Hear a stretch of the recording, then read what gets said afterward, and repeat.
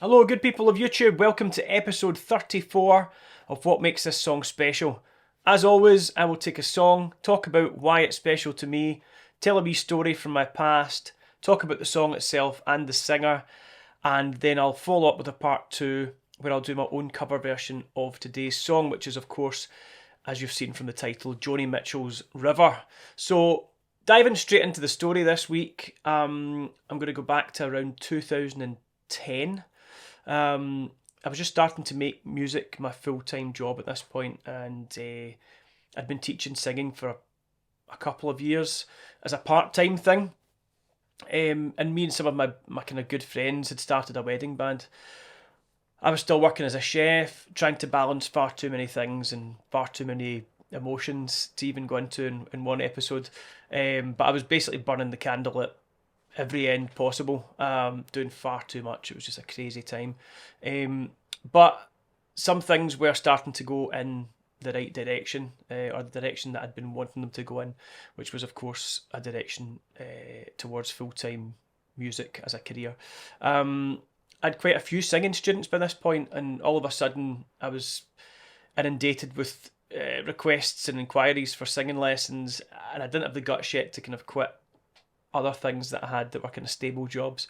So I was, as I said, balancing everything. I was kind of traveling around to different music schools and teaching singing there, some people's houses, and then more and more, which was the bigger plan, people were coming to me.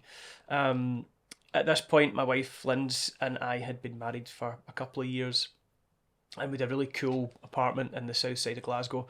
And I turned our spare bedroom into a little studio. I had some old vinyl picture discs on the wall, of all my favourite legendary artists like Guns N' Roses and Queen, and I think I had some Sting and the Police ones and Elton John ones and things like that. Made it look like a kind of I don't know, a little shrine to all my favourite musicians. And yeah, we had some old bits and pieces of sort of music memorabilia on the wall to make it look a bit more kind of authentic, like a studio. Piano, a couple of guitars, and a computer that I was able to kind of record bits and pieces of things on for students and for myself. And word of mouth, as I said, started to take its journey into the ears of people in Glasgow who were looking to improve their singing. And all of a sudden, my diary was full, and I felt a wee bit overwhelmed at points because I just kind of started saying to folk, I'm going to start teaching singing, or trying to do it full time, as opposed to just kind of friends of friends or people who I knew who I would give a wee bit of a help to. And everything was coming together, as I said, exactly like I wanted it to. And I had this strange feeling that I didn't really quite deserve it.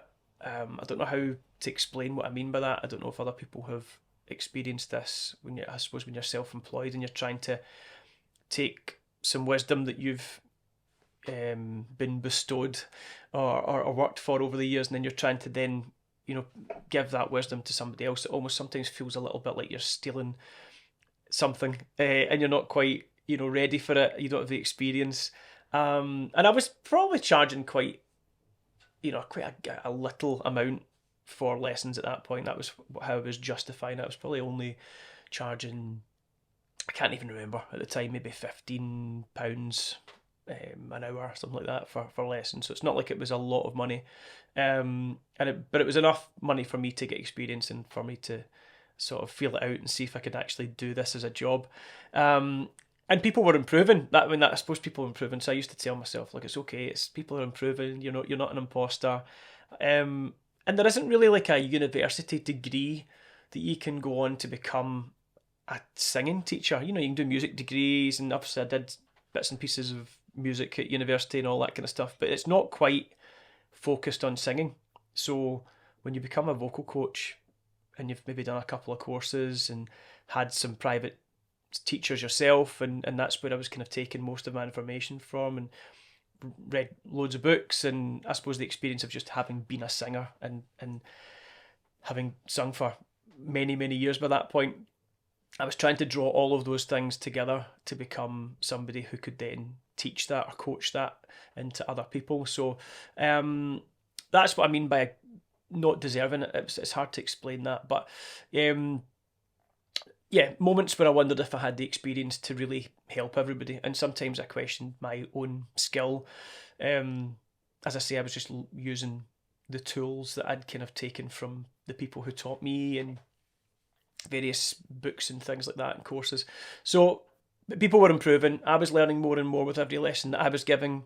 And you learn a lot from your students. You know, I've said that to a lot of students over the years. When you teach something, I think when you teach anything, you learn from the people you're teaching to, because they teach you by maybe not responding to certain things you're doing. You have to adapt and you learn so much from them. So it is a give and take sort of thing. It's trial and error with some singers, and you gain experience from that. And everyone seemed happy. And as well as that, a lot of my students confided in me on personal matters, which was nice. I mean, I think this happens in many professions where you work one to one with people. You know, I think that's probably the same for hairdressers or I don't know, beauticians, or I think if you're working with somebody for an hour at a time, they quite often talk to you about things, and as you get to know that person, you maybe confide in that person about things that you maybe don't want to bring up with your close friends and family. So you almost become sort of like a therapist, and I felt that quite often. And yeah, I sort of a confidant, as they say. And I would use a lot of my experience in the health and nutrition industry, which I'd been in for many years before that, and been quite obsessed with as a sort of hobby as well. And I would try and incorporate that into my lessons, and a lot of students started to feel like, we became quite close through me sort of helping them with their physical and emotional health issues. And yeah, it was great. It was evolving into me really wanting to help people be happier and healthier, as well as just being a singing coach, which sounds kind of cheesy, hearing that come out of my mouth. But I think I made a real connection with a lot of my students over the years, and I like to think that I still do. Anyway, a new student started one evening. It was around Christmas time, or maybe late autumn 2010. I won't mention any names, of course, but she was a lady she was maybe 20 years older than me. And, you meet somebody and you just know they've got a story.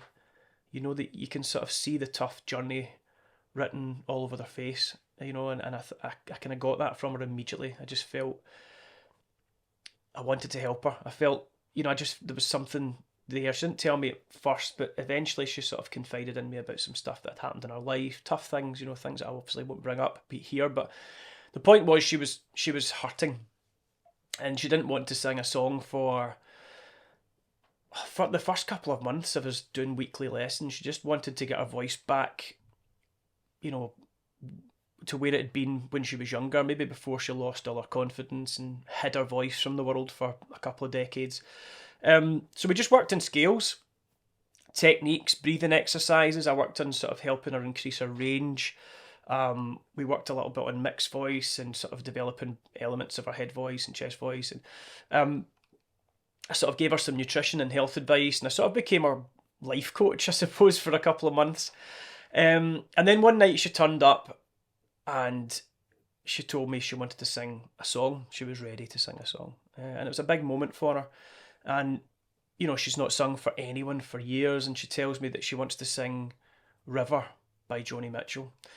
Now, strangely enough, to go back a little bit, River was the only Joni Mitchell song that I probably knew at that point. I feel almost embarrassed to say that now, because I'm a huge Joni Mitchell fan. But at that point, I was maybe my mid-20s, and I didn't really...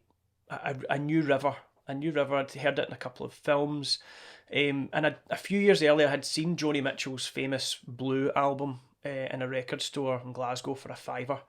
And I thought, I was in kind of a mission at the time to just buy as many CD albums as possible from legendary artists and learn from them. This was maybe my late teens.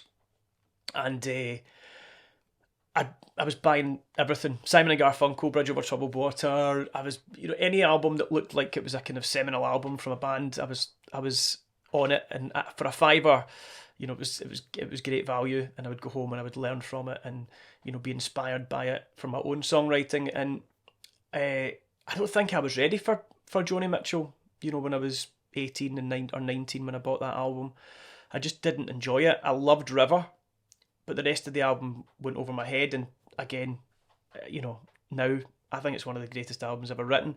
But I suppose that's another lesson. And sometimes you're just not ready, for something. And I love that album now, and I adore Joni Mitchell. But on the first listen, I just wasn't in the right place to appreciate it. Anyway, I liked the song River. I loved it. I remember when this student, she mentioned it, and I pulled up a chord sheet and lyrics from the internet and sort of worked out the little intro, which is essentially a sort of morose Jingle Bells melody that she very cleverly put into the introduction of the song. And I waited for the student's student's voice to come in as I accompanied her. And she sort of stuttered a few times, and she was quite emotional, quite nervous. I remember repeating the intro for her a few times so that she had the chance to kind of come in, and told her just to start whenever she was ready and I would follow. And then all of a sudden this voice enters, and bear in mind I've only heard this woman sing scales at this point, so I've got no idea how she's going to really sound, tonally, emotionally, and her voice just got right into my spine, like I just shivered up. She managed to get all of that emotion and trauma that she'd held for years and push it out through her vocal cords and into the room. And I remember worrying that I was going to start crying myself. I was getting quite emotional, that feeling you get that lump in your throat and that kind of the goosebumps in the back of the neck. And I remember it was an emotional moment for both of us. We were both pretty emotional at the end of her singing the song, and as much as she was crying, there was like this relief written all over her face. She'd conquered something that was huge for her. It was a huge moment for her, and it was a moment that I'll never forget, and I hope that she'll never forget it either. Sadly, that was the last time I ever saw her.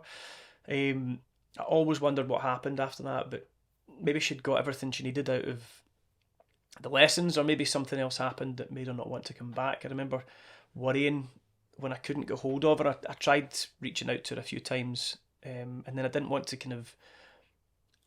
feeling like I was like a salesman, sort of, why are you not coming back for lessons, that kind of thing. So I kind of gave up on it because she never replied, and I suppose I remember worrying at the time, hoping that she was okay. And I suppose, she's entered my mind, my memories a few times over the years, just thinking, I wonder what came of her, and I hope she's well. But I think she got something great out of the lessons, and I suppose, along with a few other people with similar stories, she gave me the confidence that I could make a difference as a coach.